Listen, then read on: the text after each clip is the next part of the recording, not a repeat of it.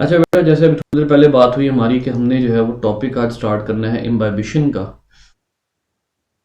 Root pressure और imbibition, इन दोनों में फिनोमिना ऑलमोस्ट सेम है। ठीक है, इन दोनों का फिनोमिना असल में वही है जो आप लोग पहले पढ़ कर आए हैं, और वो है एपोप्लास्ट पाथवे। ऑलमोस्ट सेम है, लेकिन रीजन दोनों की डिफरेंट है।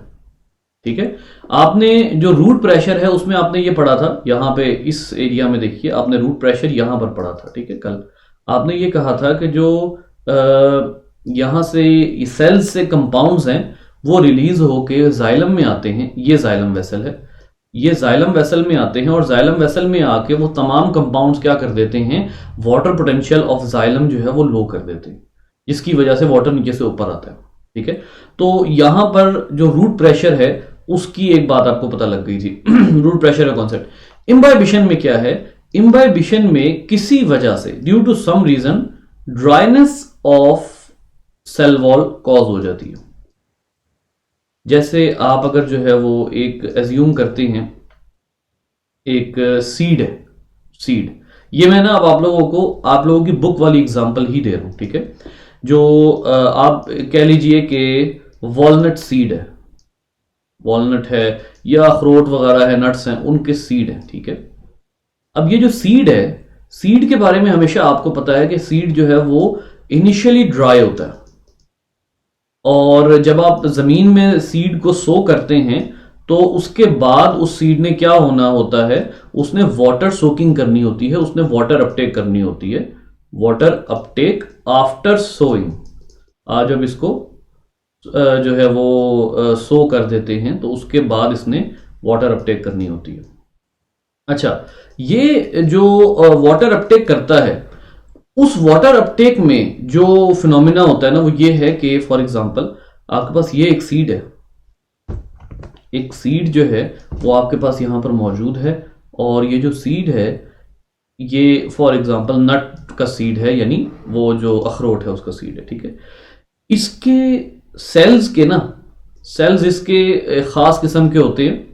इसके सेल्स को अगर आप जो है वो देखेंगे ना, उसमें सेकेंड ईयर की बुक में, अपनी सेकेंड ईयर की जो पंजाब टेक्स्ट बुक की सेकेंड ईयर की बुक है बायोलॉजी की, उसमें आप देखेंगे तो खास किस्म के इसमें सेल्स होते हैं जिनको स्क्लेरिड्स कहा जाता है। ये जाइलम के ही पार्टनर्स होते हैं, या जाइलम जैसे सेल्स ही होते हैं खास किस्म के, और इनके अंदर क्या कैपेबिलिटी होती है। अब ये स्क्लेरिड्स जो हैं इनकी ड्राइड सेल वॉल्स हैं। ठीक है, इनकी ड्राइड सेल वॉल्स हैं। तो अब ये जो है वो क्या होगा कि जब आप इनको जमीन में बोएंगे, जमीन में सो करेंगे, तो जो वाटर है सॉइल से वो सोक हो जाएगा, वो ये फौरी तौर पर अपटेक कर लेंगे, क्योंकि अभी हमने क्या कहा, यहां पे अब सोकिंग शुरू हो जाएगी। हमने कहा कि सेल वॉल की ड्राइनेस की वजह से जो वाटर है वो अपटेक करेंगे, और यहां पर आप लोगों की बुक से ही आपको एक सेंटेंस में दिखाता हूं, ये देखिएगा कि the volume of dry seed may increase up to 200 times. यानी जब एक दफा वो सॉइल में जो आपने बीज बोया है, सॉइल में जब वो बीज आया और वो वाटर सोकिंग करता है, सेल वॉल की ड्राइनेस की वजह से वो वाटर सोकिंग करता है, तो वो अपने वॉल्यूम से 200 टाइम्स बड़ा हो सकता है।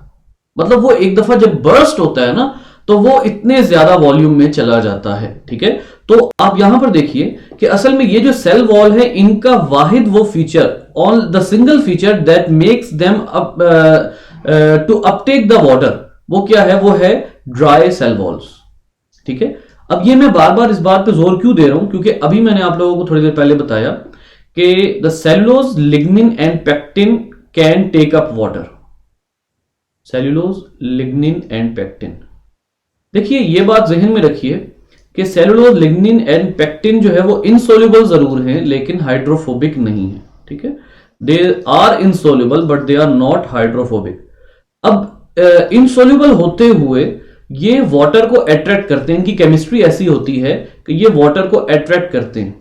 ठीक है, इनसोल्यूबल का मतलब हाइड्रोफोबिक नहीं होता, ये भी थोड़ी देर पहले हमारी डिस्कशन हुई है, ये हाइड्रोफोबिक नहीं होते। मतलब इसका क्या मतलब हुआ कि हाइड्रोफोबिक नहीं है तो ये हाइड्रोफिलिक है, एक्चुअली ये मॉलिक्यूल्स इनसोल्यूबल तो हैं लेकिन हाइड्रोफिलिक है, जिसकी वजह से ये वाटर को अट्रैक्ट करते हैं। और जब ये वाटर को अट्रैक्ट करते हैं तो फिर उसका नतीजा क्या होगा कि ये क्योंकि सेलुलर सेल वॉल में है, तो जो ये क्या होगा, इनकी सेल वॉल जो है वो स्वेल कर जाएगी, सेल वॉल इसमें स्वेल कर जाएगी।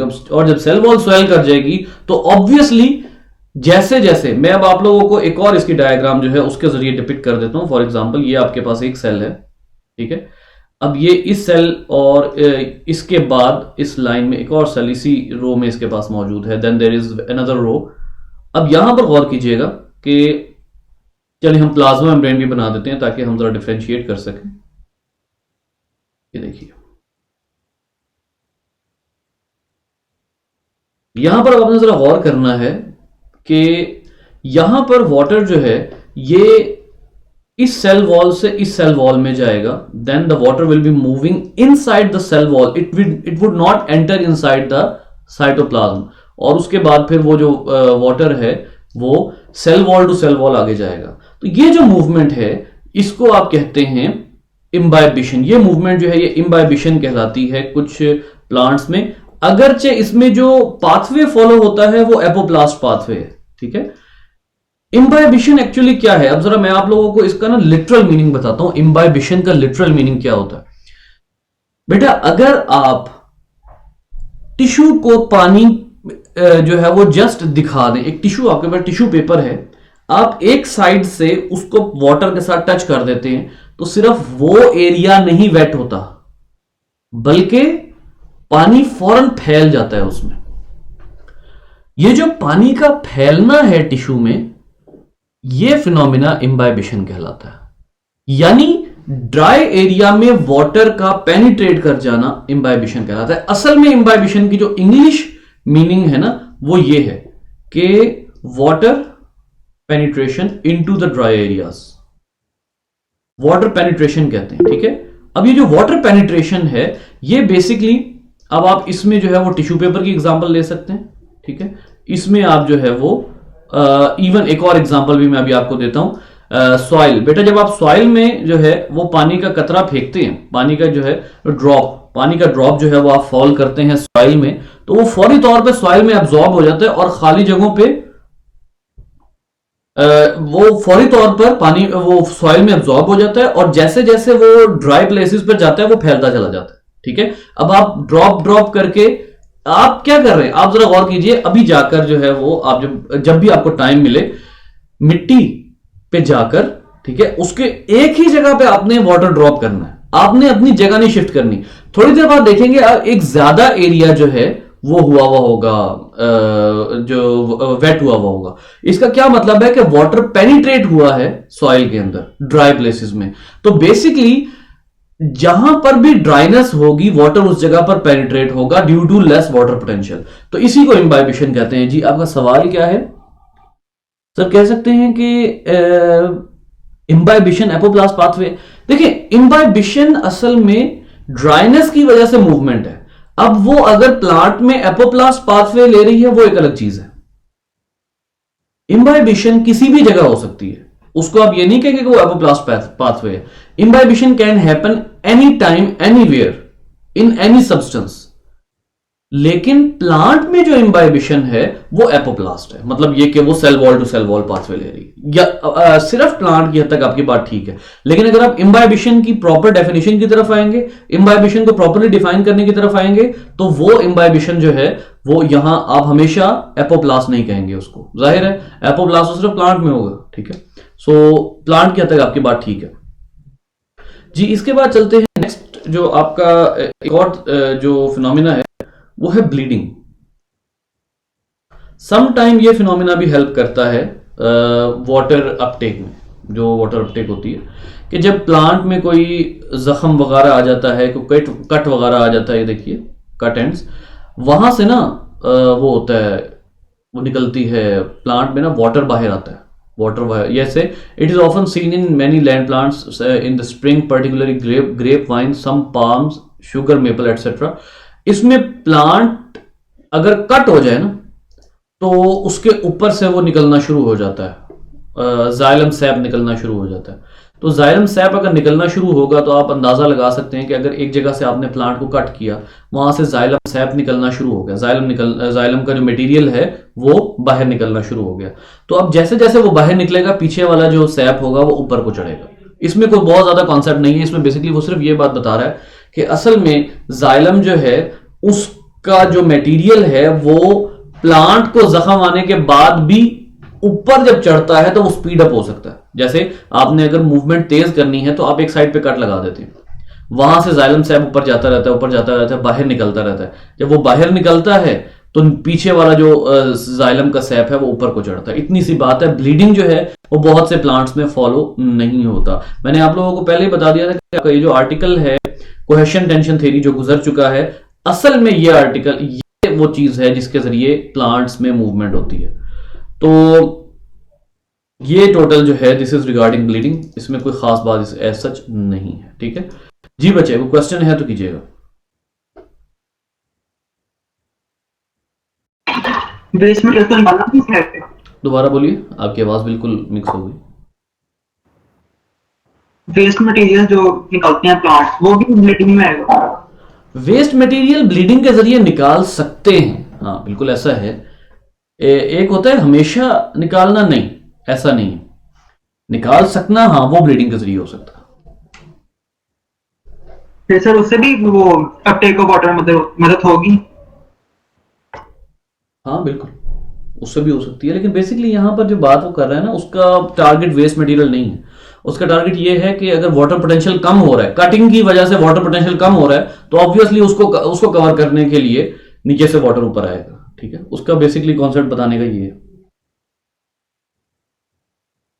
वो यहां पर जिक्र भी करता है it happens that certain plants when cut, pruned, taped or otherwise wounded show a flow of sap from the cut ends or surface quite often with a considerable force। एक अच्छी खासी फोर्स से बाहर को आता है वो जो मटेरियल होता है। वो कहता है जी ये स्लो होता है। A considerable quantity of sap within a period of 24 hours comes out of the plant। मतलब एक अच्छी खासी अमाउंट बाहर आ सकती है और अच्छा खासा जो शिफ्ट है जाइलम सैप का वो किया जा सकता है।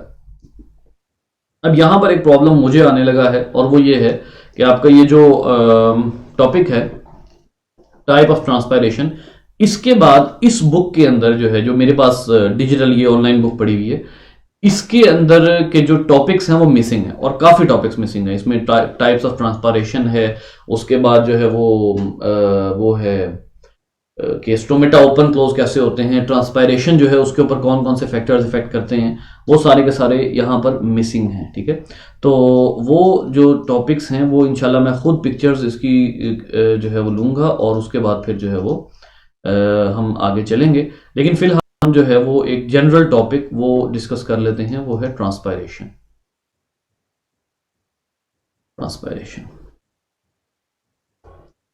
अब ट्रांसपायरेशन जो है वो क्या फिनोमेना है बेटा? ट्रांसपायरेशन है loss of water molecules from aerial parts of G hydrostatic pressure. Hydrostatic pressure, hydrostatic pressure मैं अब एक मिनट बताता हूं।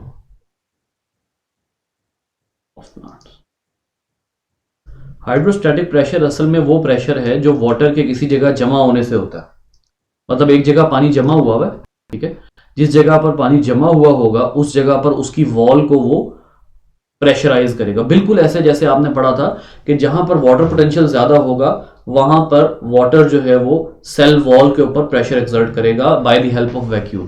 पहले वाटर वैक्यूल में ज्यादा होगा, जब एक दफा वैक्यूल में ज्यादा हो जाएगा उसके बाद वो वाटर जो है वो वैक्यूल पे फोर्स लगाएगा, वैक्यूल की वॉल्स जो है वो सेल वॉल पर फोर्स लगाएंगी। तो असल में जो वैक्यूल प्रेशर ले रहा है, सेल वॉल नहीं, जो वैक्यूल प्रेशर ले रहा है वो प्रेशर हाइड्रोस्टैटिक प्रेशर है। यानी पानी जिस जगह पर जमा हुआ है उस जगह पर पानी जितनी फोर्स लगाएगा उस मीडियम पे वो हाइड्रोस्टैटिक प्रेशर होगा।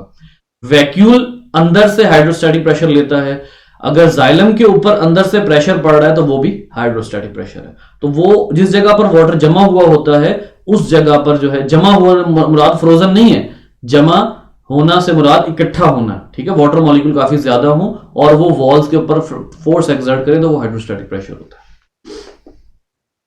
ले जी, अब यहां पर जो है वो loss of water molecules from aerial parts of plant. गुरेज फिर गलत जी, बताइए क्या कह रहे हैं। सॉरी सर, सर मैं कह रहा हूँ इस पर ब्लीडिंग किस तरह डिपेंड करेगी हाइड्रोस्टैटिक प्रेशर। देखो ना, एक जगह पर वाटर, जैसे एक जगह पर पानी मौजूद है, ठीक है, आप कहो कि जैसे वो है जाइलम वेसल के अंदर, पानी ऊपर तो नहीं जा रहा लेकिन उस जाइलम वेसल के अंदर मौजूद है, ठीक है। अब आप क्या करते हो, आप एक जगह कट लगा देते हो। अब जाइलम वेसल में वो वाटर ऊपर तो नहीं जा रहा था लेकिन कट लगने की वजह से जितना को पानी वहां जमा होगा वो उस कट से बाहर निकल जाएगा। और करो ना, मैं अगर एक पाइप जो है उसको ऐसे रखता हूं, ठीक है, नीचे से जो वाटर है वो यहां तक भरा हुआ है, ठीक है, लेकिन मजीद ऊपर नहीं जा रहा, मैं इस जगह कट लगा देता हूं। अगर मैं या मैं इस जगह कट लगा देता हूं, क्या होगा कि जो वाटर है वो इस जगह से बाहर निकल आएगा। जब वाटर बाहर निकलेगा तो वाटर पोटेंशियल कम होगा और cell wall to cell wall होता हुआ नीचे से वाटर ऊपर को आएगा। लेकिन उसके लिए कट यहां जरूरी है, अगर कट यहां पर आ गया तो लॉस होगा। ये भी देखें आप कि जब यहां पानी जमा हुआ हुआ, इसने तो हाइड्रोस्टैटिक प्रेशर बिल्ड किया हुआ है, ठीक है।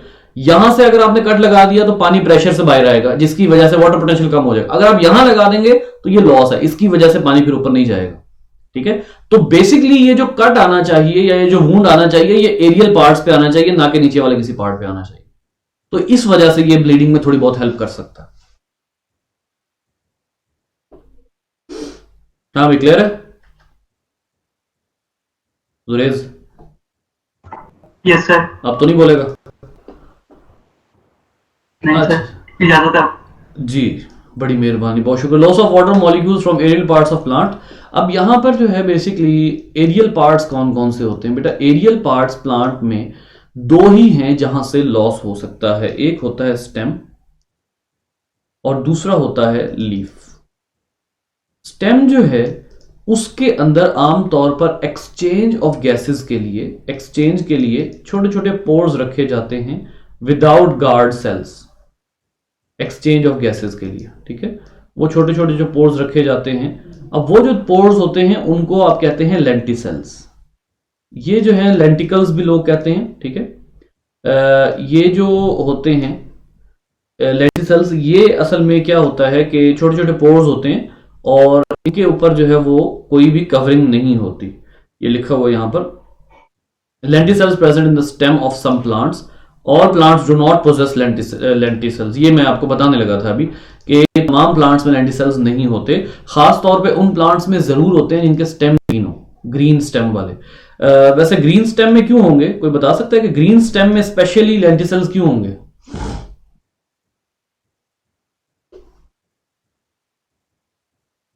हाँ भाई, ग्रीन स्टेम में लेंटिसेल्स क्यों होंगे लाजमन?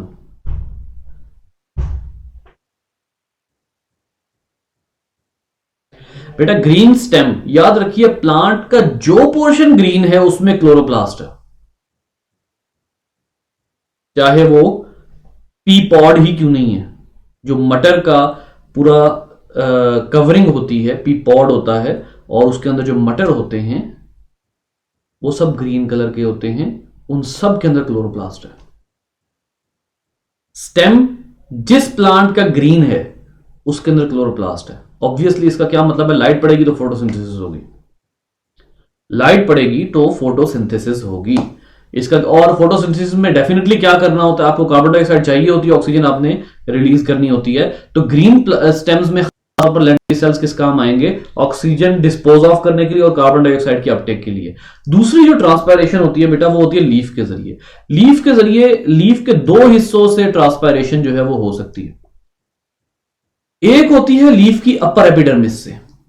अपर एपिडर्मिस जो होती है ना लीफ की, जो सन फेसिंग होती है, मैंने आप लोगों को पहले भी इसका आइडिया दिया हुआ है, जो सन फेसिंग होती है उसको अपर एपिडर्मिस कहते हैं, ठीक है। जो अपर एपिडर्मिस होती है लीफ की, वो उसमें क्या होता है कि एक खास लेयर होती है जिसको क्यूटिकल लेयर कहते हैं। ये वैक्स की लेयर होती है, क्यूटिकल या वैक्स की लेयर, वैक्स लेयर। लेकिन ये वैक्स लेयर जो है ये कंप्लीट पार्टीशन नहीं है, it does not completely protect, it does not completely cover the leaf, cover the leaf, ठीक है, कंप्लीटली कवर नहीं करती। अच्छा, अगर ये कंप्लीटली कवर नहीं करती तो इसका मतलब ये होगा कि अपर एपिडर्मिस से भी क्या होगी, ट्रांसपायरेशन होगी। ये जो क्यूटिकल की लेयर है, अगर ये लीफ है और इसका ये हिस्सा सन फेसिंग है, तो क्यूटिकल की लेयर आमतौर पे अपर एपिडर्मिस पे होती है, लोअर पे भी होती है थोड़ी बहुत, लेकिन ज्यादा जो है वो अपर एपिडर्मिस पे होती है। अब ये जो अपर एपिडर्मिस पे क्यूटिकल की लेयर है, ये कवर तो करेगी लीफ को, लेकिन कंप्लीटली कवर नहीं करेगी। कंप्लीटली कवर ना कर सकने की वजह से क्या होगा कि यहां से कुछ थोड़ा थोड़ा जो वाटर है वो इवेपोरेट करेगा, लॉस होगा, ठीक है। यहां पर आपकी बुक कहती है कि क्यूटिकल ट्रांसपायरेशन में 5 से 7% जो ट्रांसपायरेशन होती है वो इसकी वजह से होती है। वो कहता है जी, present on the upper and lower epidermis, not completely impermeable to water. ये कंप्लीटली इम्परमिएबल टू वाटर नहीं है, ये जितनी थिन होगी उतना ही यहां से ट्रांसपायरेशन ज्यादा होगी। अच्छा, क्यूटिकल थिन और थिक किन किन में होती है? जैसे फॉर एग्जांपल मैं आपको यहां पर एक एग्जांपल देता हूं कि कुछ प्लांट्स आपने पढ़े हुए हैं, हाइड्रोफाइट्स। हाइड्रोफाइट्स में क्यूटिकल सबसे ज्यादा थिन होती है, इनमें थिनेस्ट होती है सबसे ज्यादा। फिर आपने पढ़े हुए हैं दूसरी टाइप के, जिनको कहते हैं मीजोफाइट्स। मीजोफाइट्स जो होते हैं उनमें ये थोड़ी सी थिक होती है, लेकिन फिर भी यहां से वाटर लॉस होता है। और सबसे ज्यादा थिक होते हैं जीरोफाइट्स में। जीरोफाइट्स में ये सबसे थिक लेयर होती है क्यूटिकल की, और ये मोस्टली जीरोफाइट्स को प्रोटेक्ट करती है, ठीक है। जीरोफाइट्स के ऊपर से, जीरोफाइट की जो ऊपर की लेयर होती है ना, जीरोफाइट की जो अपर एपिडर्मिस होती है, ये मैंने आपको कहा था ना, ये अपर एपिडर्मिस है। जीरोफाइट की जो अपर एपिडर्मिस होती है उस पर से ट्रांसपायरेशन ना होने के बराबर होती है। उसकी क्या वजह है कि उनकी जो क्यूटिकल की लेयर होती है वो इम्परमिएबल टू वाटर हो जाती है, इतनी थिक होती है कि वो इम्परमिएबल हो जाती है। ये देखिए, जितनी थिन होगी उतना ही ज्यादा ट्रांसपायरेशन होगी, ठीक है। तो ये बहुत से प्लांट्स में जिनके पत्तों में क्यूटिकल की लेयर, जो पत्ते के ऊपर वैक्स की लेयर है, वो जितनी थिन है उतनी ही ज्यादा ट्रांसपायरेशन है। लीफ का दूसरा हिस्सा जहां से ट्रांसपायरेशन होती है उससे आप बहुत अच्छे तरीके से फेमिलियर हैं, एंड दैट इज स्टोमेटा। जो असल में आपकी 90% या 85% जो ट्रांसपायरेशन होती है वो स्टोमेटा के जरिए होती है। और स्टोमेटा जो है वो किस एरिया में होते हैं? स्टोमेटा मोस्टली स्टोमेटा जो है वो लोअर एपिडर्मिस पे होते हैं। मैं मोस्टली इसलिए कह रहा हूं कि हाइड्रोफाइट्स में स्टोमेटा अपर एपिडर्मिस पे होते हैं।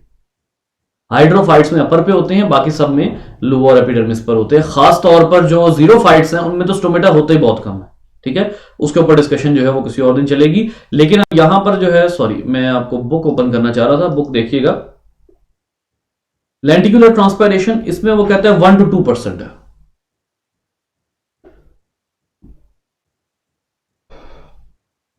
Gases between environment, strong light and high temperature, the loss of vapours is rapid. Obviously जितनी ज्यादा लाइट होगी, जितना ज्यादा टेम्परेचर होगा, उतना ही वाटर लॉस होगा, ठीक है।